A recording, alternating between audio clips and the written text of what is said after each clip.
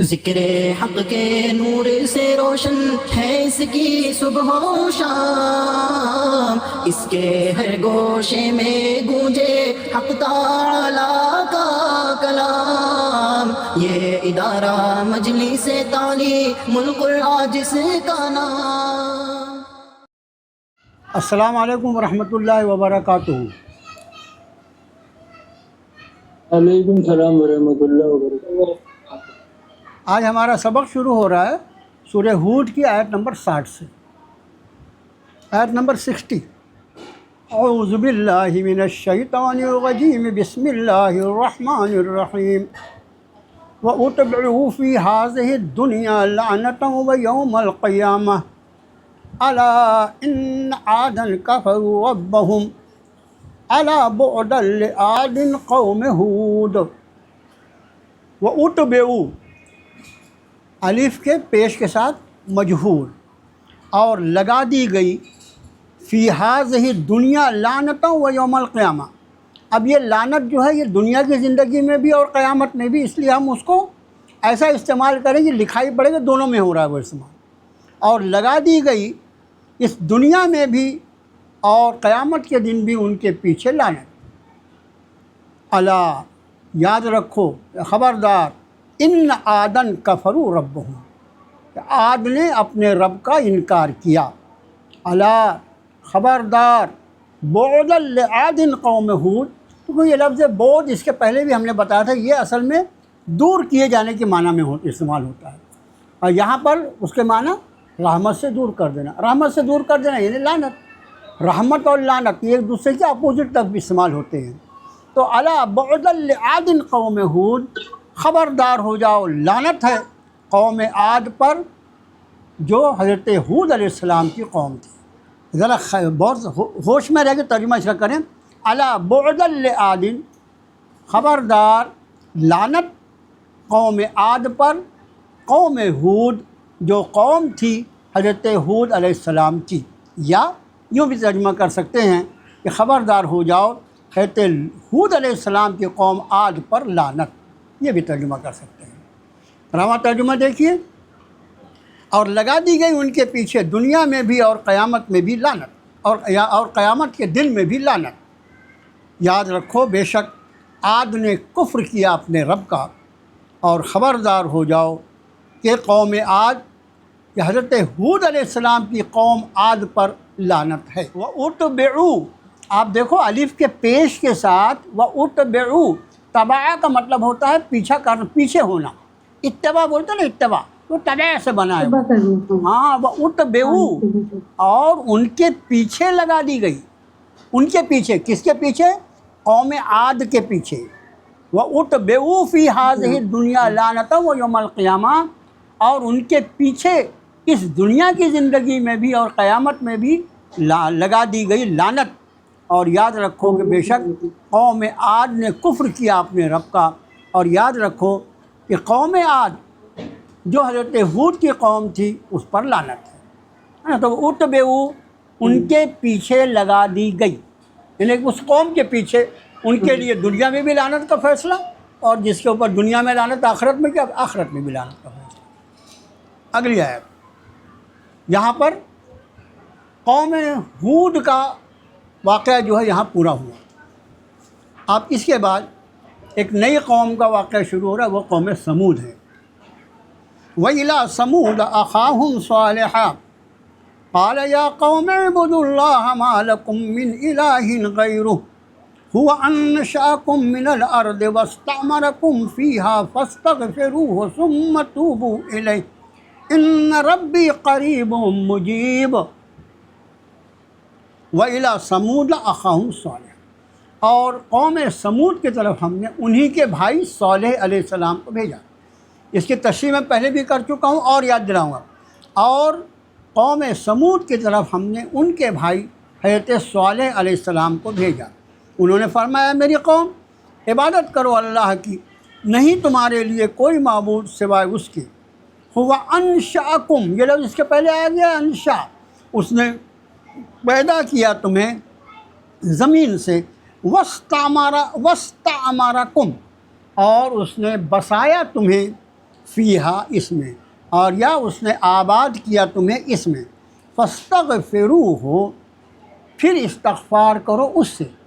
پھر مغفرت طلب کرو اس سے، ثم توبوا الیہ اور پھر پلٹ جاؤ اسی کی طرف، ان ربی قریب مجیب بے شک میرا رب قریب ہے قبول کرنے والا ہے۔ اور سمود کی طرف انہی کے بھائی حضرت صالح علیہ السلام کو ہم نے بھیجا، انہوں نے فرمایا میری قوم عبادت کرو اللہ کی، تمہارے لیے اس کے سوا کوئی معبود نہیں ہو سکتا، اس نے تمہیں پیدا کیا زمین سے اور پھر تمہیں بسایا اس میں، پھر تم مغفرت طلب کرو اس سے، پھر اسی کی طرف لوٹ جاؤ، بے شک میرا رب قریب ہے قبول فرمانے والا ہے۔ قریب کا ترجمہ آپ نے جلد کیا، قریب مجیب، قریب مجیب، یہ دونوں ہم صفت میں ترجمہ کر رہے ہیں کہ وہ قریب بھی ہیں اور قبول کرنے والے بھی ہیں، دعاؤں کے سننے والے بھی ہیں۔ تو قریب کا ترجمہ آپ نے جلد کر لیا، وہ مناسب نہیں، ان ربی قریب مجیب، ہاں بے شک میرا رب قریب ہے اور دعاؤں کا قبول کرنے والا، یہ سننے والا ہے۔ جی قالوا یا صالح قد كنت فينا مرجوا قبل هذا اتنهانا ان نعبد ما يعبد آباؤنا وإننا لفي شك مما تدعونا إليه مريب۔ قالوا، اب قالوا جو ہے جمع کا صيغہ مطلب قوم کے لوگوں کا کہنا ہے، یہ انہوں نے کہا اے صالح قد كنت فينا، قد كنت فينا، دیکھو تینوں، قد تحقیق تھا، قد یعنی تحقیق، کنتا تو تھا، فینا فی یعنی میں، نا یعنی ہم، فینا یعنی ہم میں، تحقیق تھا تو ہم میں، مرجوا یہ لفظ سمجھ لو، رجا کس کو بولتے ہیں؟ رجا، رے جیم الف، رجا کا مطلب کیا؟ یہ لفظ کئی بار آ چکا ہے۔ رجا یعنی کیا؟ امید، رجا یعنی کیا ہوتا ہے؟ امید، مرجو جس سے بہت امیدیں لگائی جائیں۔ کوئی آدمی ہوتا ہے نا، اس کا ٹیلنٹ دیکھ کر اور اس کی صفات کو دیکھ کر آدمی ارے یہ آنے والے مستقبل میں بڑے کام کا آدمی ہوگا۔ یہاں پر قوم کہتی ہے،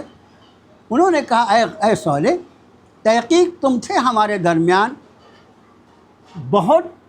پر امید تم سے، مرجون ہمیں امید تھی تم سے، قبل ھذا اس کے پہلے، اتنہانا، نہا نہا یعنی روکنا، اتنہانا کیا تم ہمیں روکتے ہو، ان نعبد کہ ہم عبادت کریں، ما یعبد جس کی عبادت کرتے تھے، آباؤنا ہمارے باپ دادے، واننا اور بے شک ہم، لفی اس میں، شکن شک میں ہیں، مما اسے جو، تدعونا تم بلاتے ہو ہمیں، الیہ جس کی طرف، مریب، مریب ریب سے بنا ہے، پہلے لفظ شک آ گیا پھر ریب آیا، ہم اب خالی ریب رہتا ہے تو ہم اس کا ترجمہ شک کر کے گزر جاتے ہیں، اس کا مطلب یہ کہ شک اور ریب دونوں الگ الگ معنی میں ہیں۔ تو یہاں پر فرمایا لفی شک مما تدعونا الیہ مریب، ضرور ہم شک میں ہیں اس کے بارے میں جدھر تم بلاتے ہو ہمیں، تردد کے ساتھ۔ مریب کا مطلب کیا ہوتا ہے؟ تردد، مانے نہ مانے، مانے نہ مانے، اس کو تردد بولتے ہیں نا۔ تردد کا لفظ جو استعمال ہوتا ہے اردو زبان میں، عربی میں نہیں، اردو میں جو استعمال ہوتا ہے وہ اس معنی میں کہ آدمی کو ایک فیصلہ نہیں کر سکتا، یہ کروں گے وہ کروں، یہ کروں گے وہ کروں، اس کو تردد کہتے ہیں۔ یہاں ہم ریب کا ترجمہ تردد کر لیں گے۔ انہوں نے کہا اے صالح تحقیق تم تھے ہمارے درمیان بڑے امید کے لائق اس سے پہلے، کیا تم ہمیں منع کرتے ہو کہ ہم بندگی کریں جن کی بندگی کرتے تھے ہمارے باپ دادا، اور بے شک ہم ضرور شک میں ہیں اس سے جس کے طرف تم ہمیں بلاتے ہو، تردد کے ساتھ۔ یہ لفظ جو ہے نا مرجوع، اس کا ایک اور ترجمہ آپ کر سکتے ہیں کہ ہمیں بڑی امیدیں تھیں تم سے۔ انہوں نے کہا اے صالح تحقیق ہمیں بڑی امیدیں تھیں تم سے اس سے پہلے، مطلب حضرت کی شرافت، اور کیونکہ نبی جو ہوتے ہیں ان کو ہر اعتبار سے اللہ تعالیٰ سب سے اعلیٰ اور افضل رکھتے ہیں، تو جب تک آپ نے اعلان نبوت نہیں فرمایا تھا تو اس وقت تک لوگ آپ کی ذات کے بارے میں ایک آگے چل کے کیا ان سے اپنے کو امیدیں ہیں، اپنی قوم کے لیے کتنے فائدہ مند ثابت ہوں گے، نبی سے زیادہ فائدہ مند کون ہو سکتا ہے، لیکن ان کو سمجھی نہیں بات۔ تو یہ مرجوع کا ترجمہ جو ہے اس کا آپ یہ بھی ترجمہ کر سکتے ہیں کہ اس سے پہلے ہم لوگوں کو تم سے بڑی امیدیں تھیں، بڑھا کے لمبا کر کے ترجمہ کر سکتے ہیں۔ اگلی آیت دیکھیے، قال یا قوم ارأیتم ان کنت علی بینۃ من ربی وآتانی منہ رحمۃ فمن ینصرنی من اللہ ان عصیتہ فما تزیدوننی غیر تخسیر۔ قال یا قوم، حضرت نے فرمایا میری قوم، ارأیتم، کیا تم سوچتے نہیں، کیا تم دیکھتے نہیں، ان کنت، اگر ہوں میں، ان کنتو، دیکھو پہلا کہنا کنتا تو ہے، یہاں کنتو، اگر ہوں میں علی بینۃ من ربی، دلیل پر میرے رب کی طرف سے، وآتانی، اور اس نے دیا مجھے، منہ، اس کی طرف سے، رحمتاً، رحمت،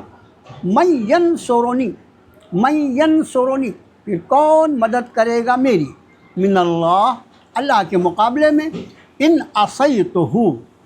اگر میں نے نافرمانی کی اس کی، ان عصیتہ، اگر میں نے نافرمانی کی ان کی، فما تزیدوننی غیر، دیکھو اس کو ذرا اچھے سمجھو، فما تزیدوننی، لفظ اصل میں وہی زیادہ ہے، زیادہ ہی لفظ ہے، اس کا ٹکڑا کر کے دیکھو، فما پھر نہیں، تزیدون، تزیدون، تم زیادہ کرتے ہو، تم بڑھاتے ہو، نہیں میرے لیے، ہمیشہ لفظ کو اگر اس کو توڑ کے دیکھا جائے کون کون سی ضمیریں کہاں سے وہ بات،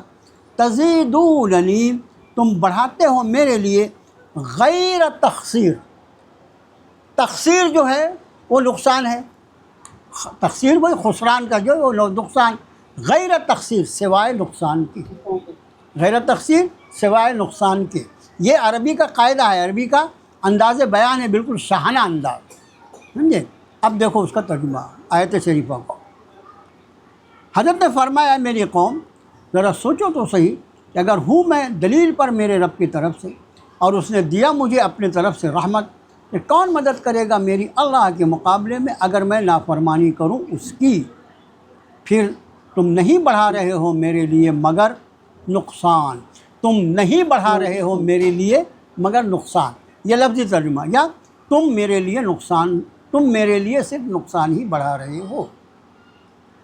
لفظی ترجمہ سمجھنے کے بعد تم میرے لیے نقصان ہی بڑھا رہے ہو، معاذ اللہ اگر میں نے تمہاری بات مانا میں تو انتہائی خسران میں پڑ جاؤں گا، انتہائی نقصان میں پڑ جاؤں گا، اس لیے لفظی ترجمہ اگر آپ کہیں تم نہیں بڑھا رہے ہو میرے لیے مگر نقصان، یا تم نہیں بڑھا رہے ہو میرے لیے سوائے نقصان کے کچھ بھی، یا تم تو صرف میرے لیے نقصان ہی بڑھا رہے ہیں۔ بیٹا دیکھو آپ نے من ینصرنی من اللہ ان عصیتہ،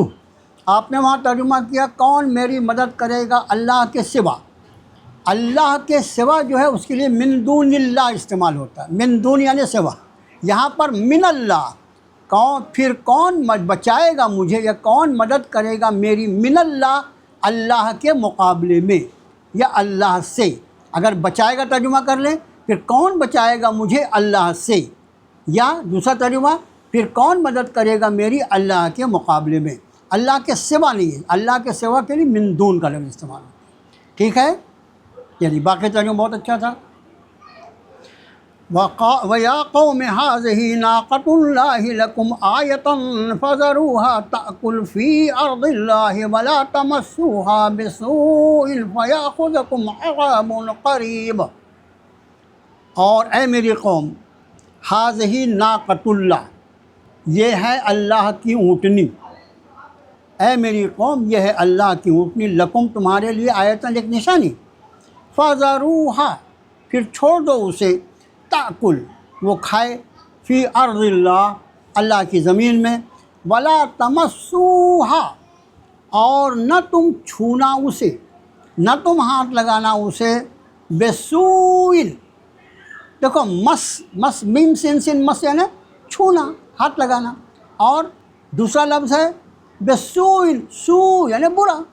ولا تمسوها بسوء اور نہ چھونا تم اسے برے ارادے سے، فَيَأْخُذَكُمْ پھر پکڑ لے گا تمہیں، عذاب قریب قریب ہی عذاب، یا عذاب قریب ہی عذاب۔ اے میری قوم، یہ اللہ کی اونٹنی ہے تمہارے لیے نشانی، پھر چھوڑ دو اسے کہ وہ کھائے اللہ کی زمین میں، اور نہ ہاتھ لگانا اسے برائی کے ساتھ، ورنہ پکڑ لے گا تمہیں قریبی عذاب۔ اونٹنی جو تھی یہ سبھی کو معلوم ہے، یہ حضرت صالح علیہ السلام کو اللہ نے جو اونٹنی عطا فرمائی تھی وہ پہاڑ کی چٹان میں سے نکلی تھی۔ برسہ برس تک حضرت صالح علیہ السلام نے اپنی قوم میں برسہ برس 30-40 سال، ہم بالکل ایسا پڑھتے عیسی آیت کے بعد یہ مضمون ہے، لیکن 30-40 سال کی طویل مدت تک حضرت سمجھاتے رہے، لوگوں کو توحید کی دعوت دیتے رہے، بت پرستی سے روکتے رہے، برائیوں سے روکتے رہے۔ وہ لوگ بھی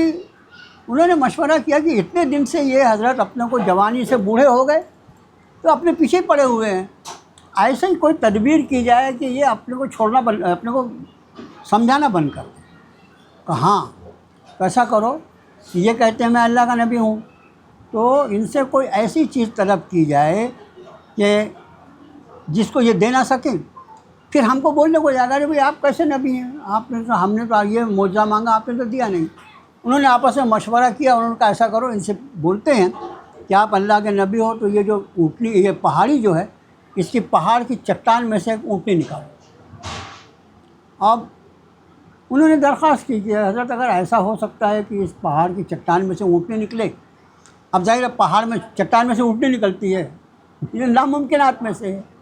لیکن ان کو یہ نہیں معلوم کہ اللہ جو ہے وہ ناممکنات کا ہی خدا ہے، جو ہو سکتا ہے وہ تو ہو سکتا، جو نہیں ہو سکتا وہ بھی ہوتا ہے اس کے یہاں، وہ جو چاہے وہ ہوتا ہے۔ حضرت نے جیسے انہوں نے کہا، حضرت بہت نماز کے پابند تھے، نماز کی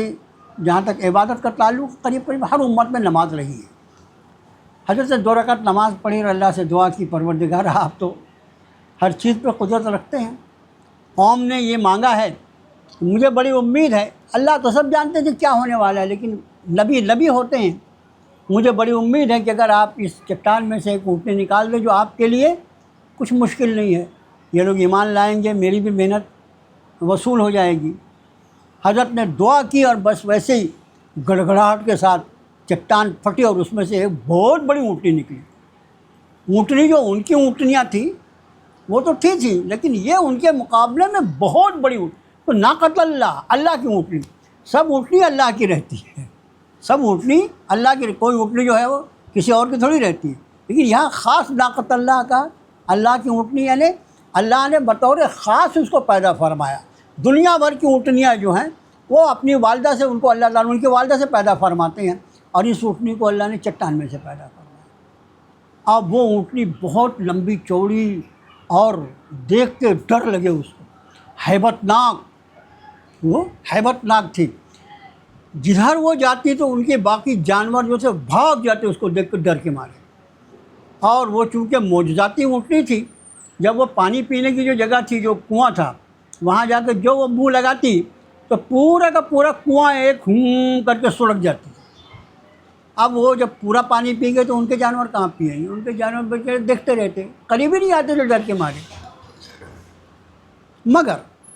اللہ نے ایک انتظام فرمایا تھا کہ جس دن وہ اونٹنی پانی پی جاتی تھی تو جتنا اس نے پانی پی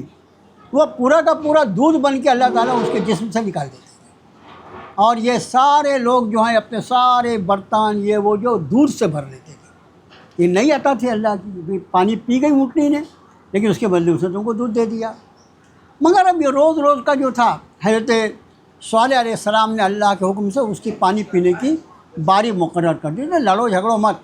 ایک دن تمہارے جانور پانی پئیں گے، ایک دن اللہ کی اونٹنی پانی پیے گی، لڑائی مت کرو،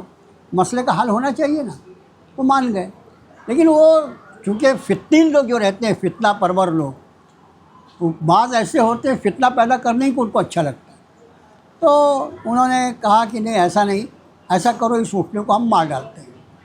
تاکہ جھگڑے ختم ہو جائے۔ اب یہ آیت شریفہ جو ہے اس میں حضرت نے فرمایا، میری قوم یہ اللہ کی اونٹنی ہے، تم اسے چھوڑ دو کہ زمین میں کھائے، اللہ کی زمین میں کھائے، یہ فی ارض اللہ، اونٹنی بھی اللہ کی، زمین بھی اللہ کی، تیرے باپ کو کیا کھا رہی ہے وہ، اونٹنی بھی اللہ کی اور زمین بھی اللہ کی، اللہ کی زمین پر وہ کھا رہی ہے، تیرا تو نہیں کھا رہی ہے نا، اس کو چھوڑ دو، کھانے دو۔ اور ولا تمسوہا بسو، تم اسے برائی کے ساتھ مت ہاتھ لگانا، مطلب ایسا نہیں بھئی کوئی اس کو سہلا رہا ہے، کوئی اس کو پیار کر رہا ہے، کوئی اس کی خدمت کر رہا ہے، اس پہ برائی کے ارادے سے مت چھو، اس کو تکلیف پہنچانے کے ارادے سے مت چھونا۔ فَيَأْخُذَكُمْ عَذَابٌ قریب، اور اگر تم نے برائی کے ارادے سے چھوا تو یہ سمجھ لو کہ قریبی عذاب تمہیں آ پکڑے گا۔ یہ اگلی آیت ہو نہیں سکے گی، اس لیے اگلی آیت انشاءاللہ آیت نمبر 65 جو ہے وہ کل کا ہمارا سبق ہوگا، اور کل انشاءاللہ آیت نمبر 65 آن ورڈس دیکھ کے رکھیے۔ السلام علیکم ورحمۃ اللہ وبرکاتہ۔